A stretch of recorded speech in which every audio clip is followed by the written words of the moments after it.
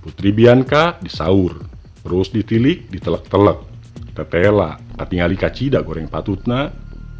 Raja Bendu miwarang Bianca ngalaan kulit kalde. Tapi hese dilana, ujug-ujug rapet jeung kulitna lantaran ditenung ku aki-aki tukang usuk tea.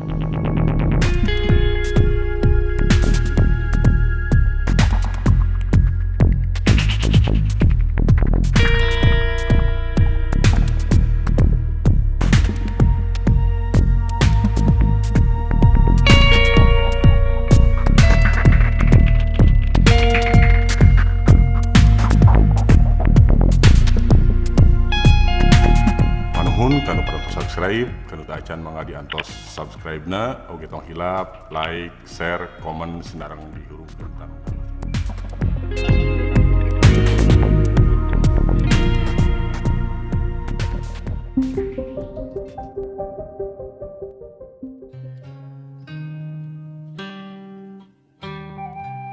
Zaman baheula aya hiji raja, nagarana gede tur beunghar. Raja kagungan putri jenenganana Putri Bianca. Geulis taya babandinganana.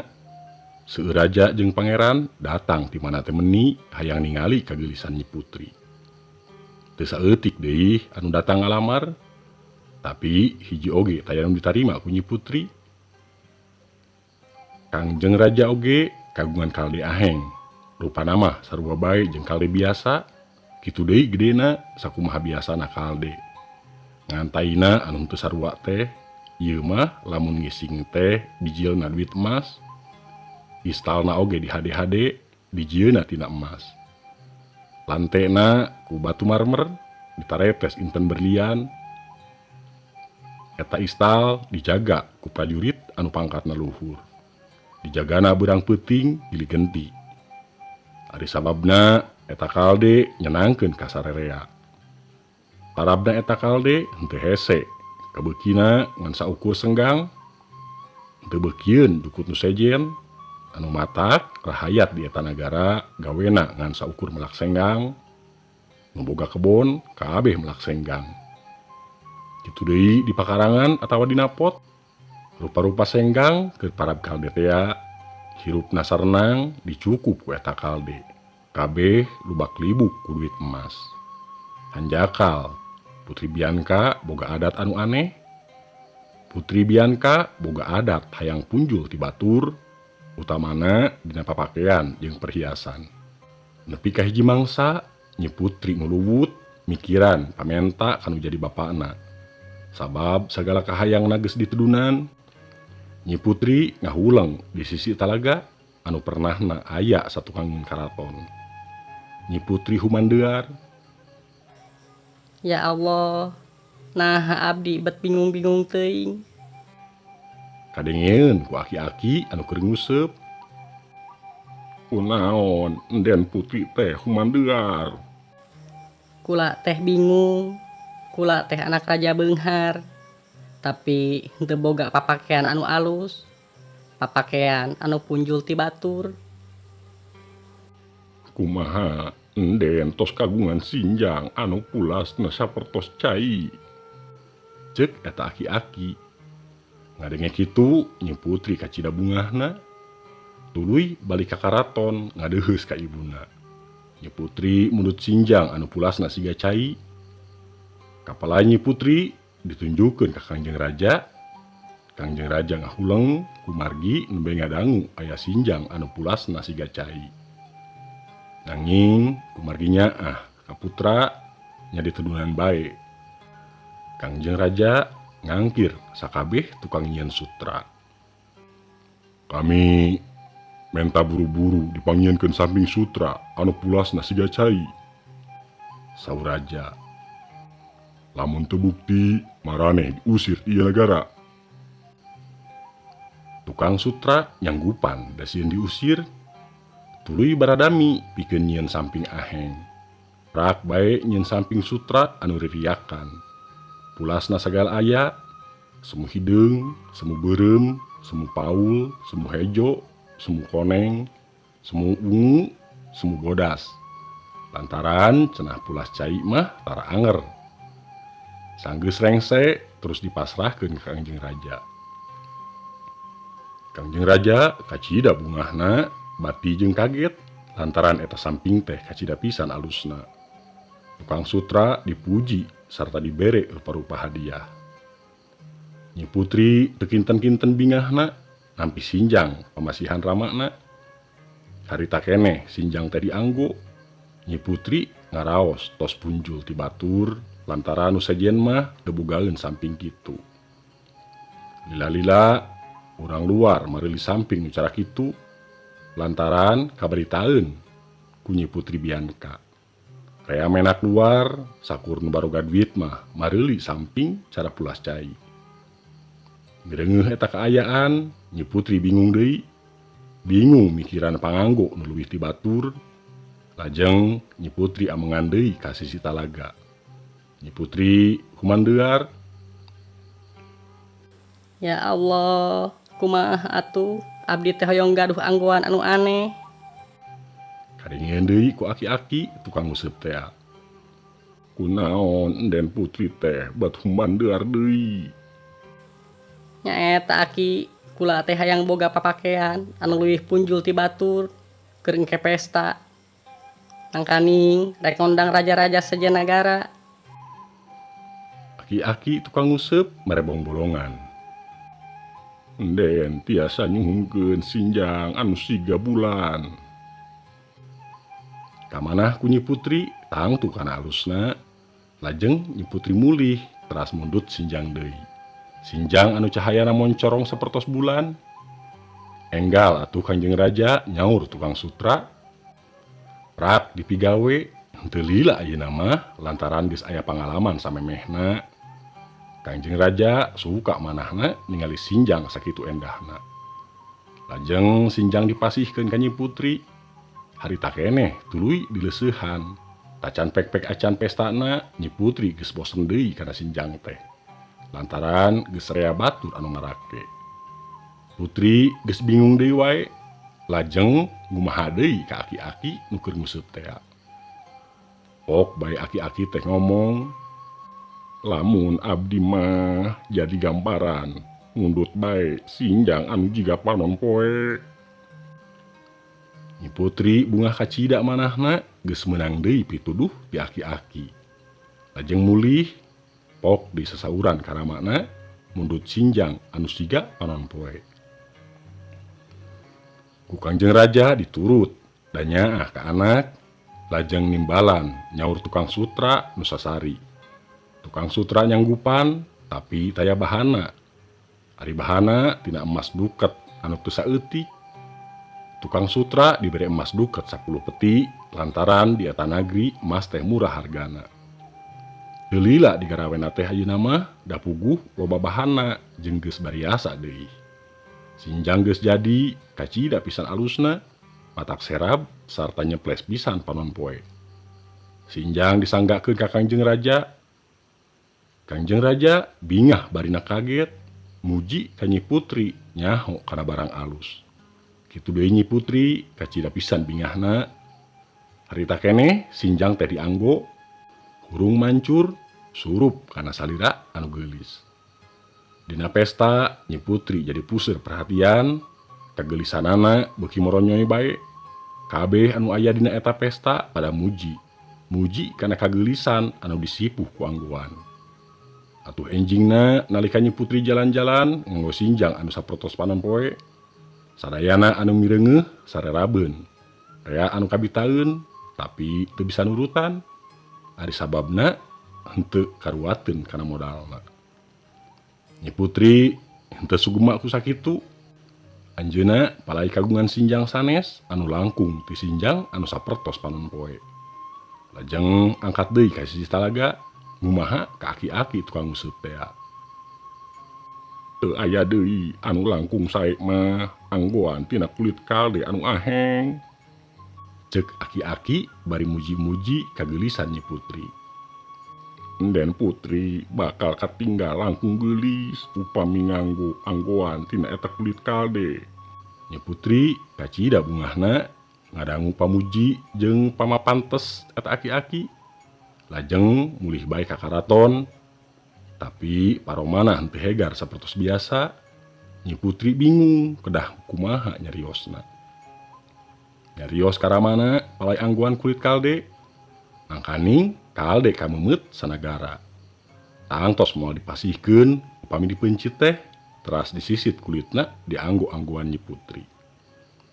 Putri bingung bari ngadugikeun ka palaina teh, kabingung anu digugulung siang wengi. Antukna brek bae Nyi Putri teh teu damang, tambih lami teu damangna, tambih wales bae. Kangjeng Raja teu uninga panyawat Nyi Putri, teras bae ngangkir ahli nujum anu kakoncara. Ceuk nujum panyawat Nyi Putri teh kaleleban palai angguan tina kulit kalde aheng. Nyaeta kalde kagungan raja nu ngisingna emas tea.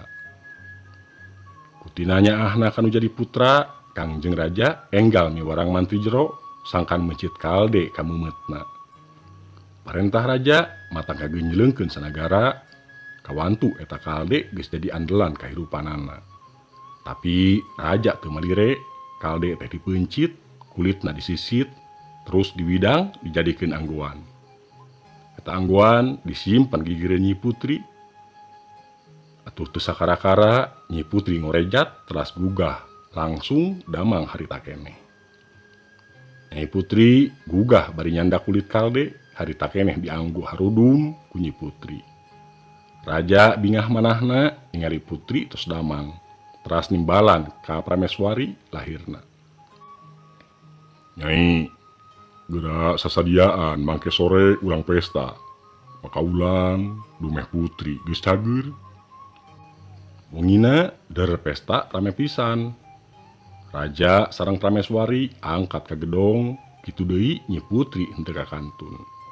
Nganggo harudum kulit kalde aheng tea. Raos Putri alus kacida kulit kalde teh nu matak dianggo kana pesta oge.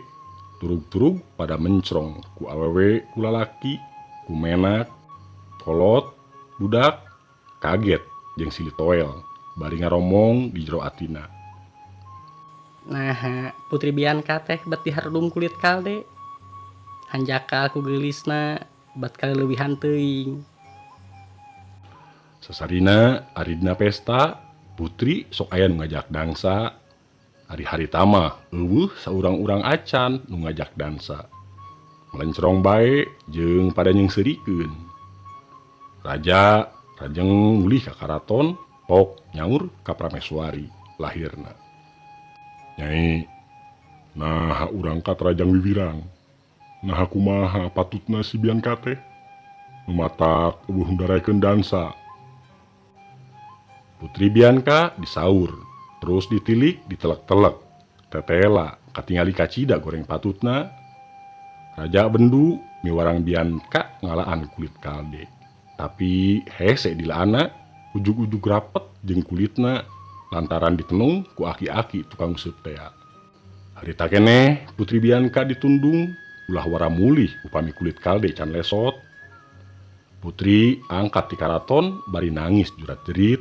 Kersana rek nepangan aki-aki di sisi talaga. Lantaran nu nitah make kulit kalde teh apaan aki-aki tukang nguseup tea. Nepi ka sisi talaga, aki-aki nu keur nguseup kadupa ku Nyi Putri nepi ka ngagejeburna dikarelep kana talaga sarta teu muncul deui. Putri Bianka tambih-tambih bingung manahna. Teu lila dina cai talaga aya anu oyag. Pecenghul teh awewe geulis pisan. Eta awewe geulis teh ngakukeunana mah Ipri. Ipri ngabejaan ka Putri Bianka yen aki-aki teh saenyana mah bangsa jin anu boga niat hasud lantaran seuri ka raja. Beda hirupna senang tina boga kalde aheng tea. Ipri boga niat pikeun nulungan Nyi Putri, tuluy nitah pangiringna hiji soang anu gede pikeun nganterkeun Nyi Putri ka hiji tempat. Eta soang teu ngomong teu naon, jol-jol rigidig bae Putri digandong ku soang. Kitu deui Putri teu sasaurana naon, kersa bae dikuak di kieu teh. Tuluy Putri dibawa ngojai ka tengah sagara, nepi ka hiji pulo gede pisan. Didinya diecagkeun ku soang teh, bari pok soang teh ngomong. Tah Putri, ayeuna geus nepi ka dieu. sim abdi ayeuna bade wangsul deui. Nyi Putri ngaraos palai barang tuang. Kumargi dinten eta teu acan kararaban sangu pisan. Lajeng angkat henteu puguh anu dijugjug. Kacaritakeun dog bae ka hiji lembur, sup ka imah hiji patani. Nyi Putri maksakeun anjeun nyuhunkeun sangu sareng Dawidi bade ngarereb sapeuting di dinya. Patani jeung anak-anakna alakah nyengseurikeun. Euleuh aya kulit kalde menta barang dahar jeung hayang ngarereb di dieu deui. Heug, tapi kunaon mayarna kulit kalde? Putri Bianka ngamanah, naon anu dianggo mayar. Pamajikan patani karunyaeun ka Nyi Putri pok ngomong. Coba kulit kalde dengekeun, maneh teh nyangora nyajagjag, cicing bae di dieu buburu ngangon kalkun. Tukang ngangon kalkun kula balik, can aya gantina. Nyatu maneh dibere sakumaha seubeuhna. Duit dibere saeutik-eutikeun. Daek henteu? Nyi Putri anu disebut kulit kalde teh daekeun dijadikeun pangangon ku patani. Lajeng Putri tuang ponyo kacida pantu geus lawas teu pisan manggih kadaharan. Sanggeus wareg tuluy ka kandang rek ngaroris angoneun dianteur ku anak patani. Sumping ka kandang pek dibilang reana aya 50 kalkun jeung soang. Sanggeus milang mulih deui ti kandang tuluy ka imah patani ngarereb di dinya. Ti dinya Putri geus jadi tukang ngangon. Kacaritakeun lampah Putri ngangon kalkun, bari ngangon Putri nangis tina kakara saumur nyandangan lara prihatin wan tuning biasa dimong-mong di ogo. Putri angkat imah patani subuh bari nyandak pangitik jeung pangilang. Soang kalkun digiring ka tegal pangangonan, tegal lega pernahna di tutugan gunung di sisi talaga anu caina can embrang herang. Putri estu pasrah kana kadar temen wekel getol jeung eueuh pisan carekeunana. Patani tambah nyaaheun tina kawekelan Putri. Tidinya pok juru tani ngomong pokna. Kulit kalde ayeuna maneh dipersen deui duit, jabat tina bayaran teh tina maneh hade pagawean.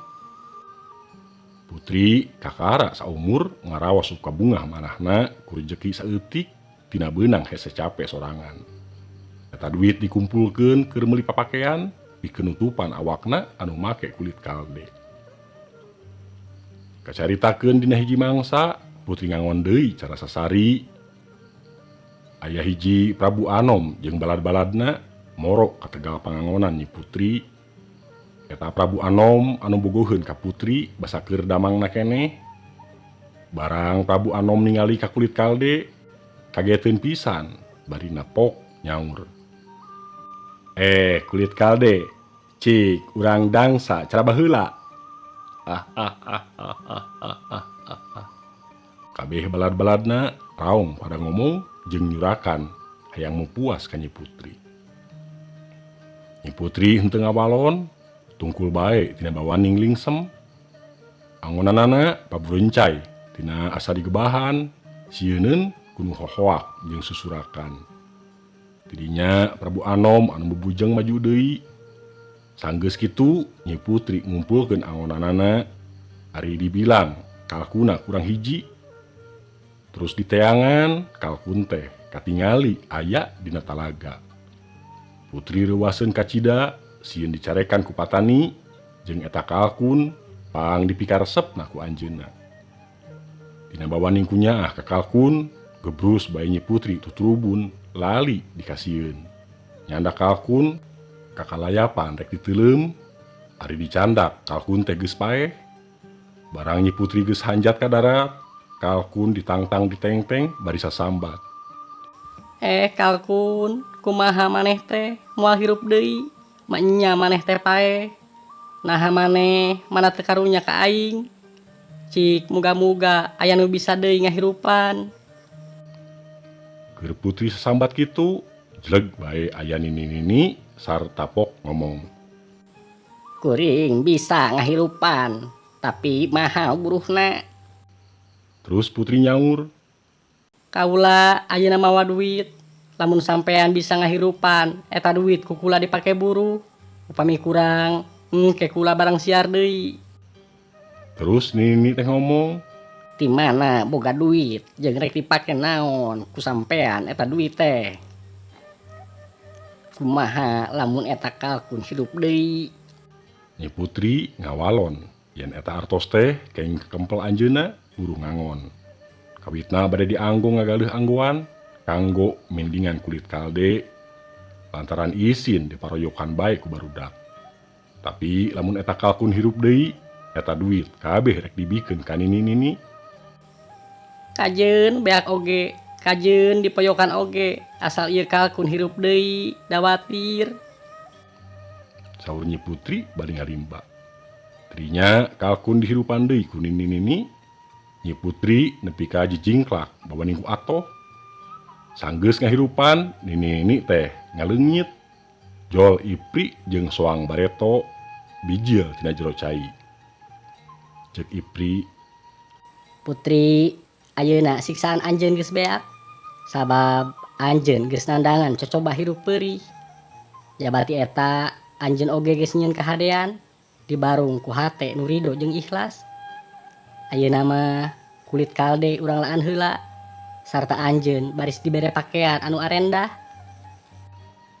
teu sakara-kara kulit kalde leungit tina salirana, jangelek deui jadi putri Bianka anu geulis. Sarta nganggo anggoan anu sing sarua endah. Nyi Putri nganuhunkeun ka Ipri, anjeunna janji ka Ipri moal malikan deui lampahna anu enggeus-enggeus. Lampahna anu matak sangsara ka sararea. Tuluy Nyi Putri ngajengkeun pamundut ka Ipri supaya ngahirupan deui kalde aheng tea, kalde anu ngisingna emas. Eta mah gampang, Saur Ipri ka Nyi Putri, ngan kudu dipikiran heula sing asak. Sabab sanggeusna kalde aheng eueuh, nagara rama anjeun ayeuna langkung sae.